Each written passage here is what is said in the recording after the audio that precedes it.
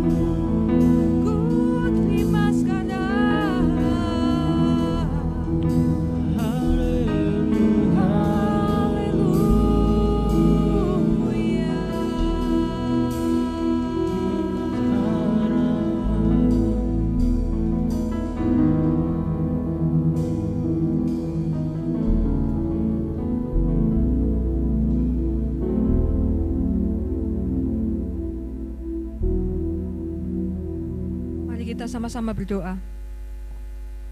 Terima kasih Tuhan. Biarlah pujian dan penyembahan kami boleh berbau harum di hadapan-Mu. Mari Tuhan, siapkanlah hati kami yang akan mendengarkan firman-Mu.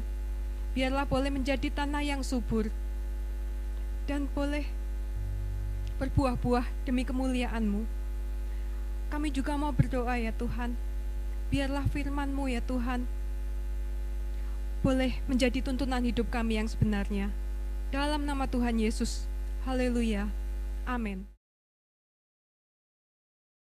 Shalom, saudaraku yang terkasih di dalam Kristus.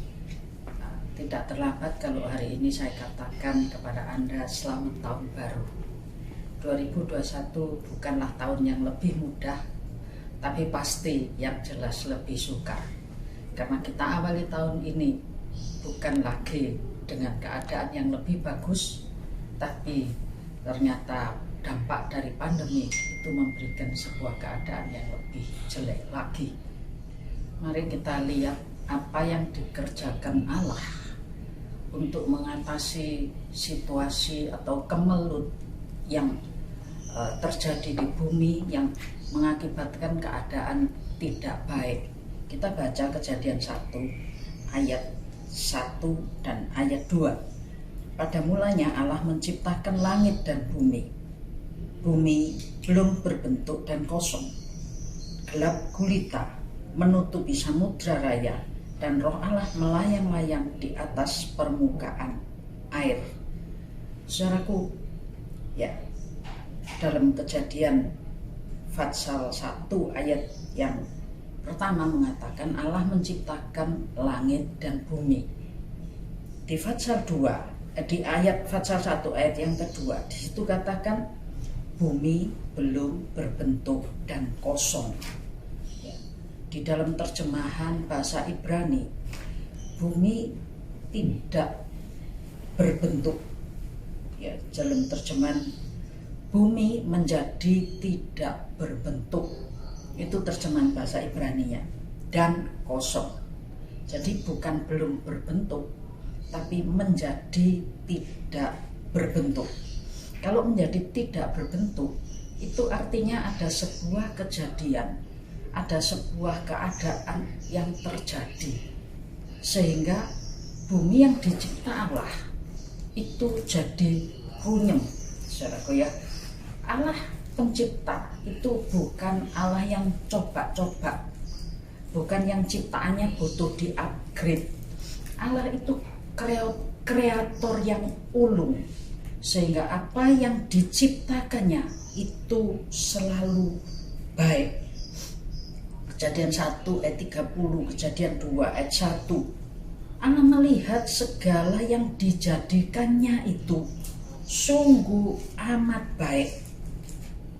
Ya, sungguh amat baik. Nah, kita yakin bahwa segala sesuatu yang dijadikan Allah itu sangat baik.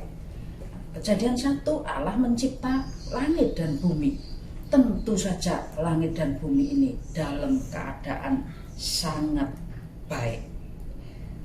Kalau di ayat yang kedua dituliskan belum berbentuk, itu artinya penciptaan belum selesai. Padahal penciptaan sudah selesai. Dan di sini dituliskan langit dan bumi bukan belum berbentuk, tapi menjadi tidak berbentuk. Tidak berbentuk dan kosong. Dalam bahasa Ibrani dituliskan tohu dan bohu, yang artinya kacau balau. Itu dua kata yang selalu dirangkai menjadi satu, ya, kacau balau. Jadi keadaannya bumi bukan cuma kosong, tapi kacau balau. Dituliskan juga orang tidak bisa melihat terang di langit, dan dasar bumi ini dipenuhi dengan samudra raya, jadi rumit, saudaraku ya. Itu sebabnya kita menarik sebuah kesimpulan antara Kejadian 1 dan Kejadian 2 itu terjadi sebuah kejadian yang dahsyat, sehingga bumi yang dicipta Allah itu dengan baik menjadi rusak bentuknya, menjadi rumit, menjadi kacau balau, menjadi porak-poranda.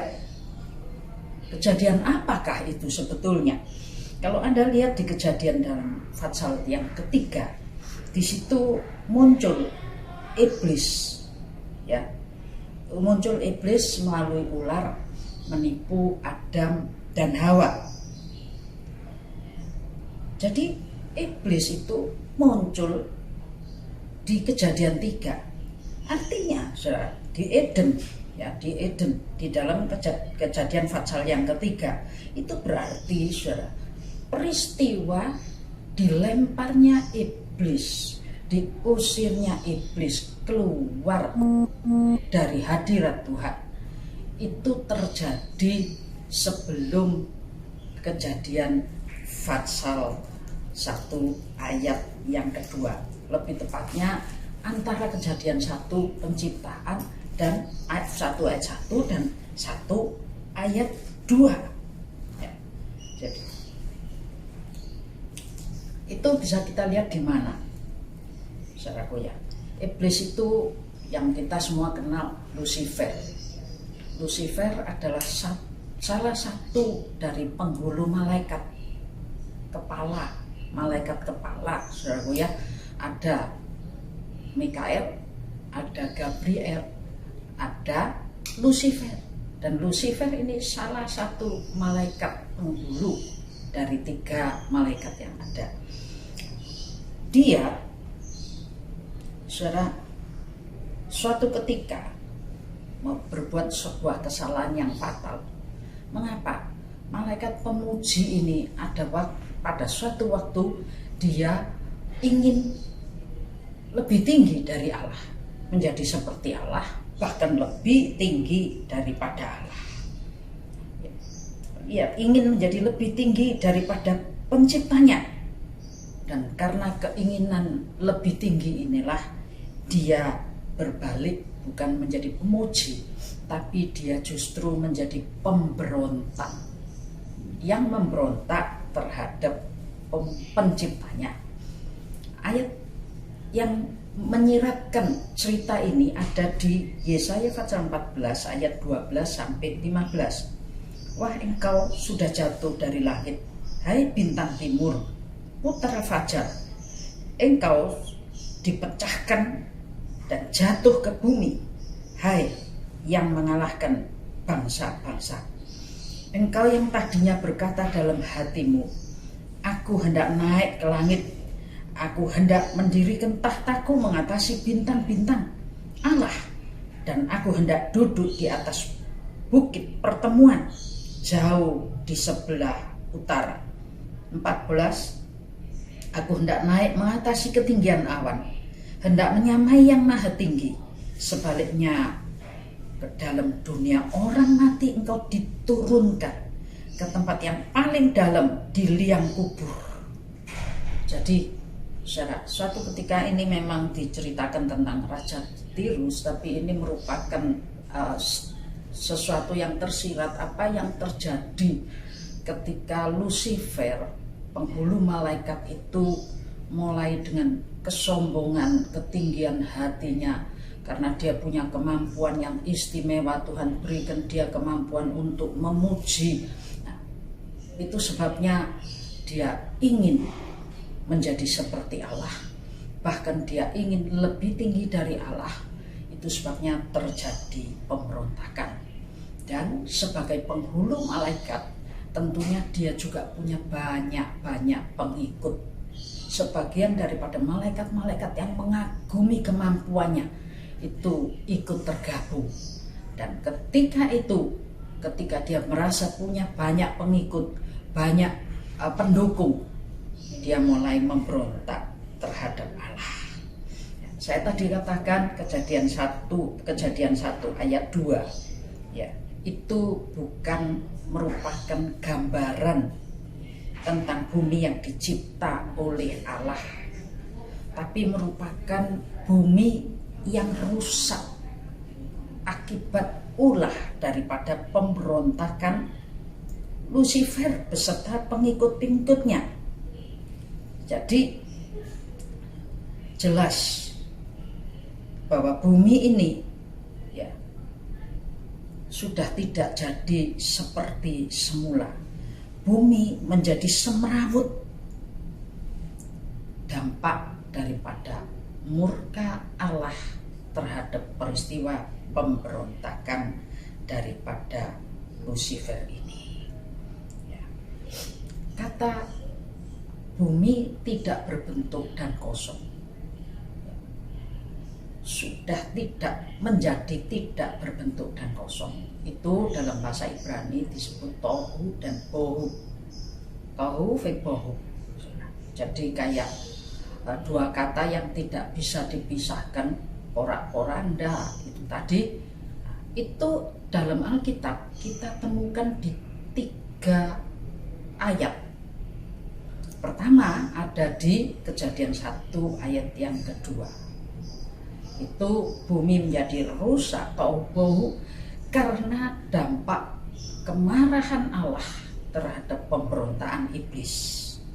Dan yang kedua itu ada di dalam Yesaya pasal 34 ayat yang ke-11. Ya, Anda bisa baca di rumah dari ayat yang ke-8 sampai ayat yang ke-17. Itu menceritakan rusaknya bumi ya. Laut menjadi tir, tanah menjadi belerang, dan bumi menjadi lautan api. Kenapa, saudara? Itu adalah karena perbuatan keturunan Edom. Edom itu keturunan Esau. Kita tahu Esau itu adalah saudara kembar dari Yakub. Ya, saudara kembar dari Yakub. Siapa? Bagaimana karakternya? Esau adalah orang yang sangat terkenal tidak menghargai hak kesulungan, sekalipun sebetulnya dia yang beroleh kesempatan untuk jadi yang sulung, tapi dia lebih menghargai, dia lebih memilih kacang merah, kepuasan hawa nafsu daripada memilih hak kesulungan. Itu sebabnya ditukarkannya hak kesulungannya dengan semangkok kacang merah. Jadi secara kiasan kemarahan Allah terjadi pada Edom menjadi seperti bohu dan tohu ini ya. Ayat yang ke-11-nya kita baca, burung undan dan landak akan mendudukinya, burung hantu dan burung gagak akan tinggal di dalamnya. Tuhan menjadikannya campur baur dan kosong, tepat menurut rencananya. Nanti Anda lihat, jadi tanah, jadi lautan jadi tir, tanah jadi belerang, bumi ini jadi lautan api, dan banyak hal, saudara. Bumi menjadi campur baur. Campur baur itu berantakan, porak-poranda, dan kesunyian ada di bumi karena keadaan yang sangat kacau itu. Itu sebagai dampak daripada perbuatan Esau. Artinya apabila Esau zaman akhir muncul, apabila anak-anak Tuhan, apabila umat manusia, saudaraku, tidak lagi menghargai kesempatan keselamatan yang Allah berikan, lalu lebih memilih kepuasan hawa nafsu. Ya, kadang-kadang kita memang susah mengendalikan penguasaan diri ini. Hawa nafsu itu meledak-ledak, mau marah-marah, mau berbuat dosa-dosa, mau apa saja. Kita jadi raja bagi diri kita sendiri. Itu artinya Esau zaman akhir. Maka murka Allah akan turun dan kekacauan ya, porak-poranda akan terjadi dalam hidup kita. Anda kira orang-orang yang berfoya-foya, seneng-seneng, ikut ngedrak, itu seneng? Mengapa mereka ngedrak? Karena ada waktu-waktu tertentu mereka seperti sunyi, sepi, sendiri, tidak ada siapa-siapa lagi yang mendukung. Saudara, itu bau tohu. Jadi keadaan bumi jadi porak-poranda, jadi seperti tiang awan, seperti lautan api, ya, kayak kobongan. Anda pernah merasa lingkungan jadi bukan terbakar beneran, tapi jadi kayak kobongan. Semua panas hati, semua marah, semua jengkel. Suasananya tidak ada kedamaian. Yang ada isinya cuma kemarahan, perselisihan, pertengkaran. Itu membuat kacau balau. Yang ketiga, jadi yang pertama di Kejadian 1 ayat 2, yang kedua di Yesaya 34 ayat yang ke-11, yang ketiga ada di Yeremia pasal 4 ayat yang ke-23. Ya. Saya bacakan. Aku melihat kepada bumi ternyata campur baur dan kosong, dan melihat kepada langit tidak ada terangnya sama sekali. Ini adalah gambaran keadaan. Kalau tadi Esau, saudaraku, ini keluarga Yakub. Siapa? Israel, Yehuda. Di ayat 22-nya dituliskan, sungguh Yehuda umatku itu, mereka tidak mengenal aku. Mereka adalah anak-anak tolol dan tidak mempunyai pengertian. Mereka pintar untuk berbuat jahat, tapi untuk berbuat baik mereka tidak tahu. Siapa ini? Yehuda, orang pilihan Tuhan. Orang pilihan Tuhan yang tidak mengenal Tuhan, bahkan tidak mengerti kehendak Tuhan. Mereka kalau untuk berbuat jahat sangat pintar, tapi untuk melakukan yang baik mereka sama sekali tidak tahu. Ini gambaran daripada keluarga Yakub, orang pilihan Tuhan yang tidak pernah mari belajar dan lebih belajar lagi untuk mengenal Tuhan. Kitab Hosea katakan, mari kita belajar mengenal dan lebih mengenal lagi, supaya ia bisa muncul seperti fajar yang benderang. Anak-anak Tuhan zaman sekarang mau firman yang gampang-gampang, yang senyum-senyum, yang lucu-lucu, untuk pelajaran yang dalam. Buat apa sih, Tang? Buat apa sih, Bu? Nggak ada perlunya. Yang penting kita dengar firman seneng-seneng. Sudah capek di luar, ke gereja itu tujuannya untuk guyu-guyu. Tidak mengenal Tuhan, tidak mengerti pengajaran. Sebagai dampaknya, mereka tidak tahu kalau mereka sudah berbuat jahat. Kejahatan mereka lakukan pintar sekali, piawai. Tapi untuk berbuat yang baik, berbuat yang benar, mereka tidak bisa sama sekali. 3 poin. Jadi karena Israel, karena Yehuda yang tidak mau lebih mengenal Tuhan lagi, untuk mengerti kehendak Tuhan dan melakukan kehendaknya, maka dikatakan di ayat yang ke-23 bahwa ternyata bumi itu campur baur, porak-poranda dan kosong. Ya. Langit tidak ada lagi terang. Bumi tempat berpijak itu jadi porak-poranda. Kita tidak punya prinsip, tidak punya pendirian, tidak punya tempat pijakan. Melihat langit jadi gelap. Langit itu adalah tempat di mana terang terbit. Secerca terang di langit itu merupakan titik pengharapan bagi kita. Karena ketika kita lihat terang di langit, kita ingat bahwa Tuhan kita berjanji untuk memberikan keselamatan kepada kita semua. Langitmu tampak terang atau gelap hari ini, tempatmu berpijak itu lurus, rata, sebagai dasar yang kuat, atau porak-poranda. Sudah ada lagi pijakan, tidak ada lagi pegangan, tidak ada lagi pengharapan. Rusak, hancur. 3 poin, saudara. Jadi menarik dari 2 bacaan di Yesaya dan Yeremia ini, kita bisa menarik bahwa tohu bohu atau bumi sudah menjadi tidak berbentuk dan kosong.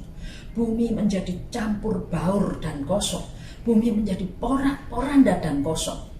Di Kejadian pasal 1 ayat yang kedua, itu adalah dampak daripada oknum bentukan Allah, kesayangan Allah yang diberi posisi istimewa oleh Allah sebagai pemuji, punya kemampuan luar biasa, sudah memberontak terhadap Allah. Allah marah, dilemparkannya Lucifer ini ke bumi. Yang minggu lalu saya ajak Anda melihat siapa itu.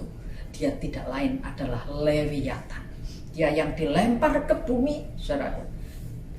Semenjak dari awal Adam Hawa jatuh karena dipermain-mainkan oleh Leviathan atau Lucifer ini. Jadi pemberontakan pertama itu bukan di bumi, tapi di sono, di Eden. Ya. Ketidaktaatan pertama terjadi bukan pada manusia, pada Lucifer. Dan Lucifer menebar pengaruhnya, mempengaruhi kanan kiri siapa saja yang bisa. Manusia dicipta Allah, Allah punya rencana yang indah atasnya. Itu sebabnya Lucifer sirik hati, iri hati, dan Lucifer mempermain-mainkan Adam Hawa. Ternyata bukan cuma Adam Hawa yang dipermain-mainkan. Minggu lalu kita lihat semua manusia hidup yang bagaikan ada di kapal di tengah lautan, tempat di mana Leviathan, Lucifer itu mempermain-mainkan. Hari-hari ini lewat pandemik, orang seperti dilempar ke atas tinggi, lalu diturunkan, dibanting. Kita lihat, apa sih COVID itu? Apa sih? Orang yang pengen jadi ngetop, ingin dunia jadi rusak. COVID ini dicipta supaya manusia, negara-negara jadi bangkrut, dan ada yang muncul menjadi yang paling tinggi dan dibanting. Ternyata negaranya sendiri mana kena semua, saudaraku ya. Jadi lihat, ini luar biasa ya. Di Yeremia nanti Anda baca dari ayat 23 sampai 31, bumi akan berkabung. Itu ayat yang ke-28. Dan langit di atas akan menjadi gelap. Sebab aku telah mengatakannya. Kata-kata yang lain bukan 2 rangkaian kata tohu bohu, tapi tohu saja, yaitu menjadi kacau. Itu juga ada di beberapa ayat lagi. Di Ulangan pasal 32 ayat yang ke-10.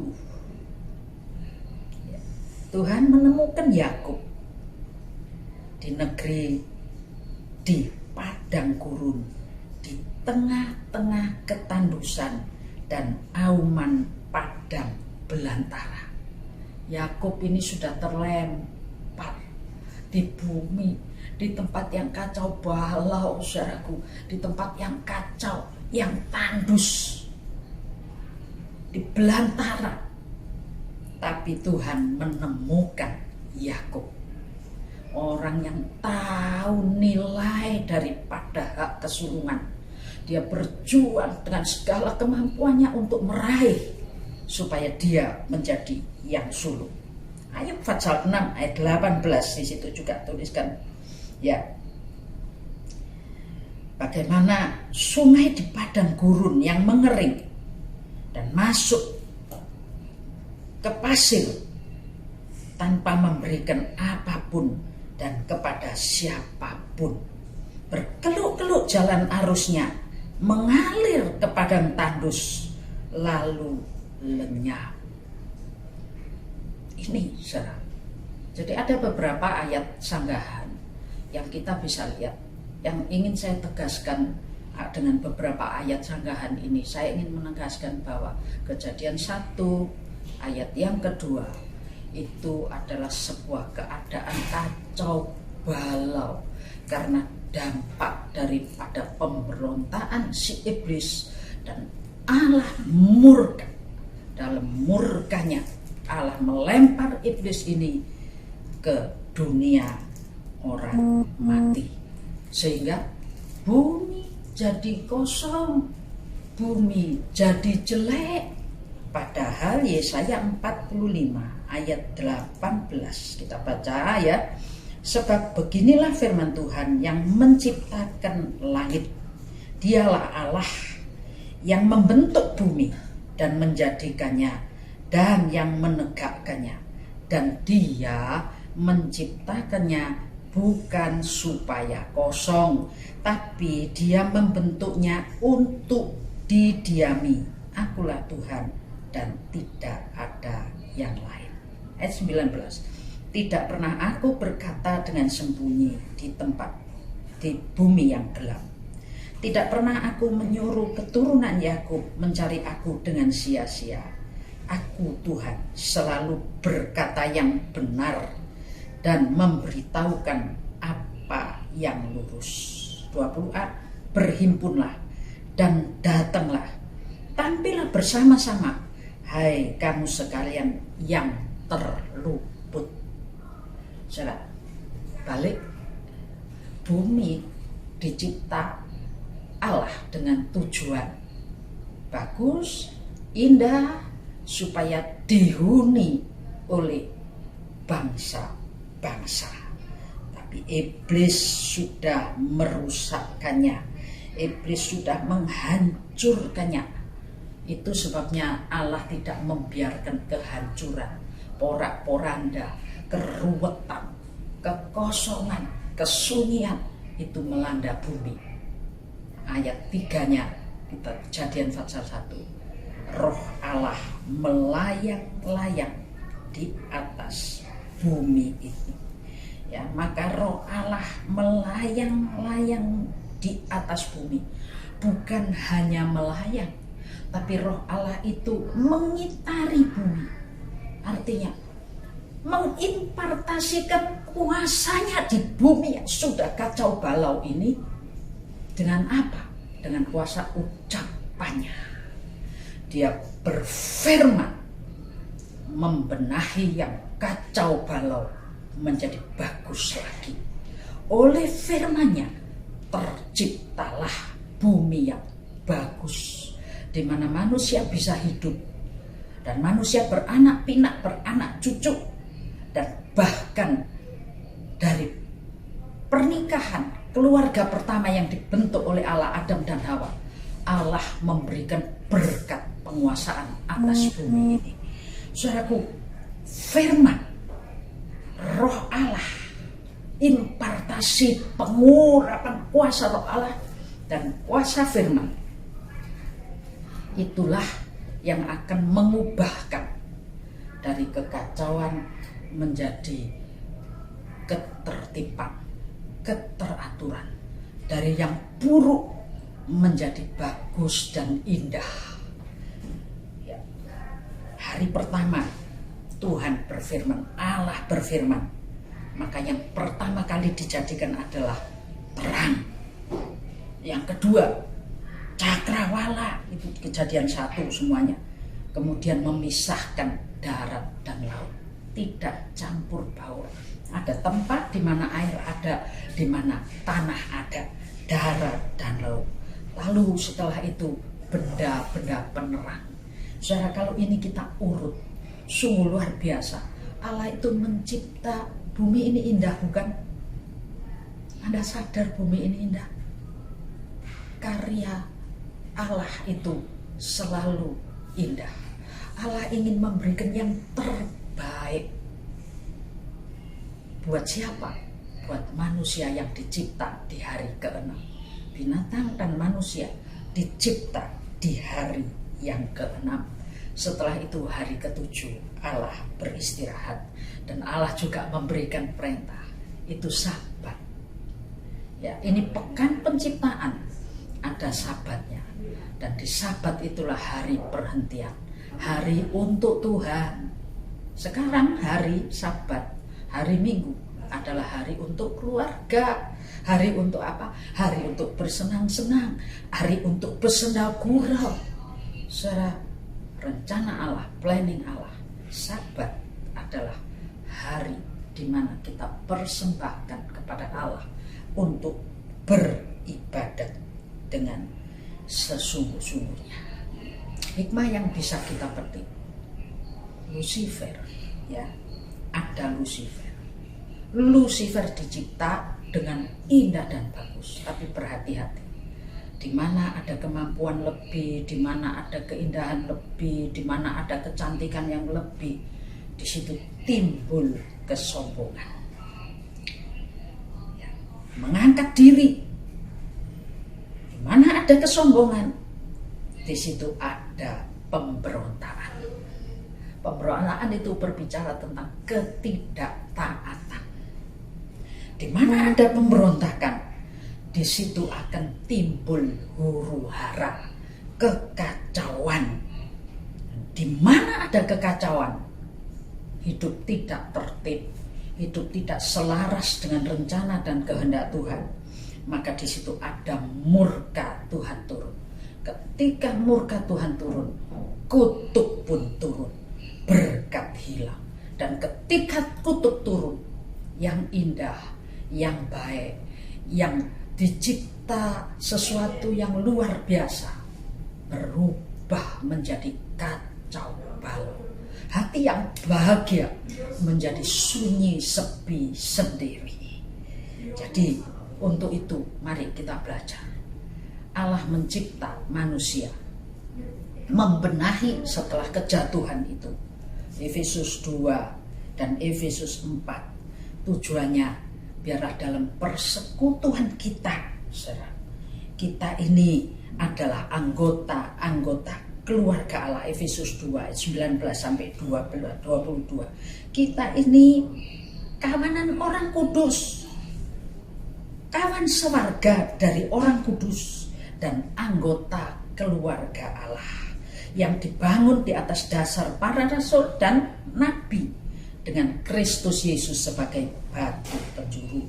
Di dalam Dialah tumbuh seluruh bangunan rapi tersusun. Nah, ini tumbuh rapi tersusun menjadi bait Allah yang kudus di dalam Tuhan.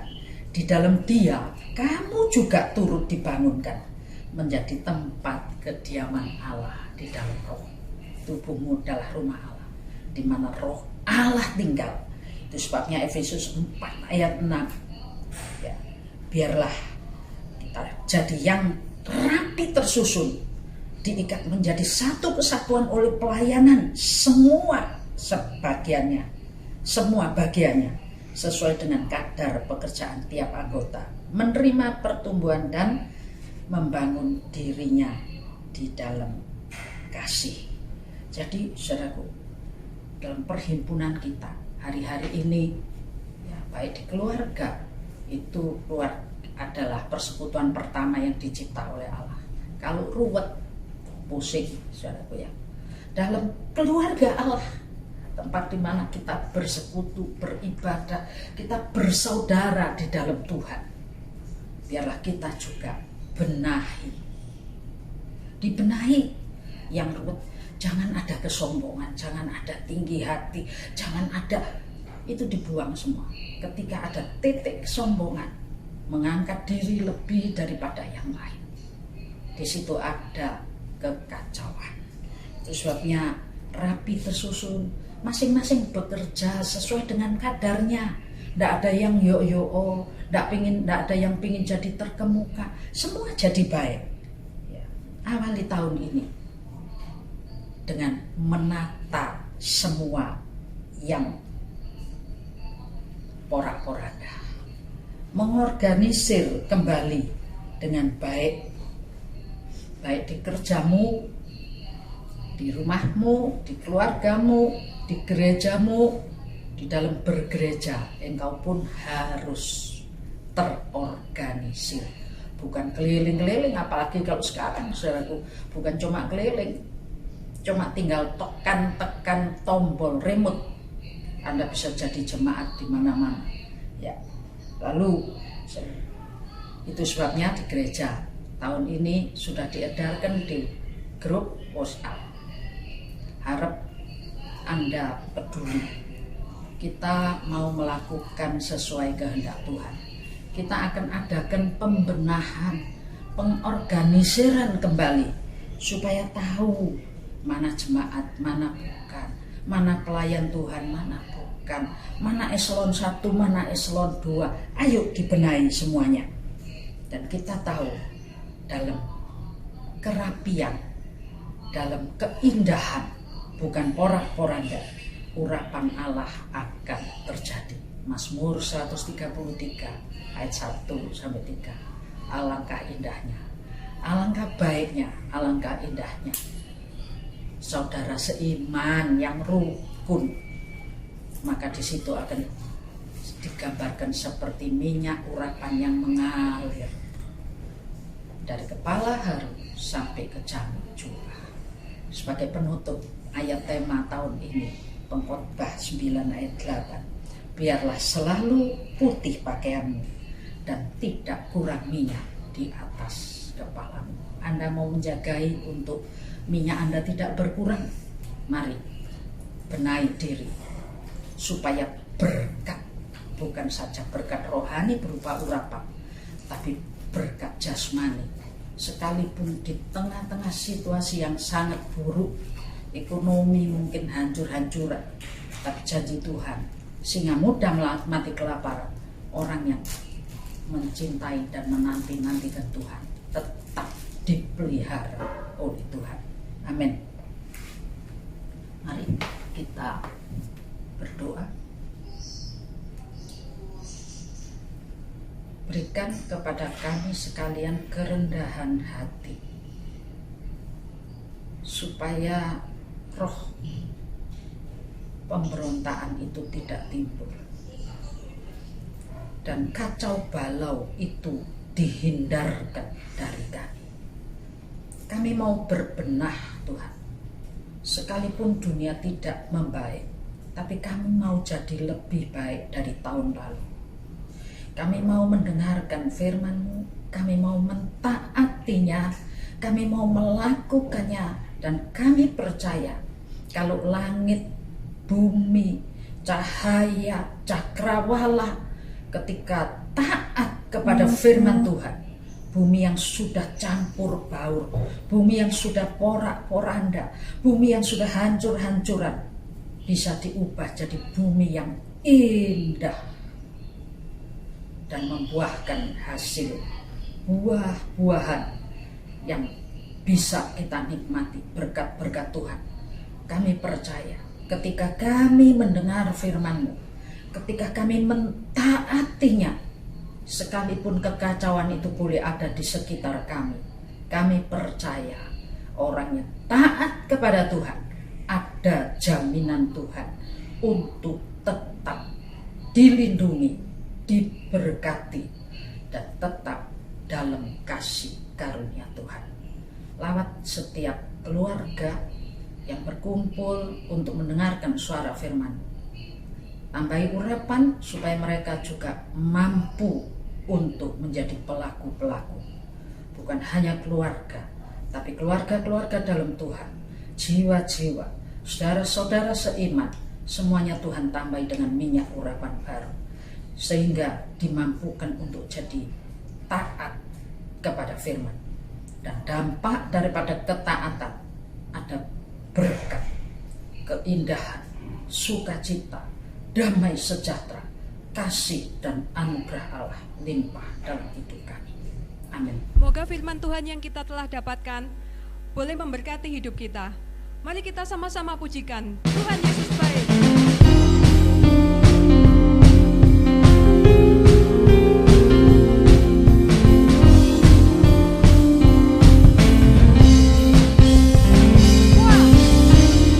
Tiada berkesudahan kasih setiamu Tuhan, selalu baru rahmat-Mu bagiku. Hari berganti Hari telah kulihat kasih-Mu, tak pernah berakhir hidupku.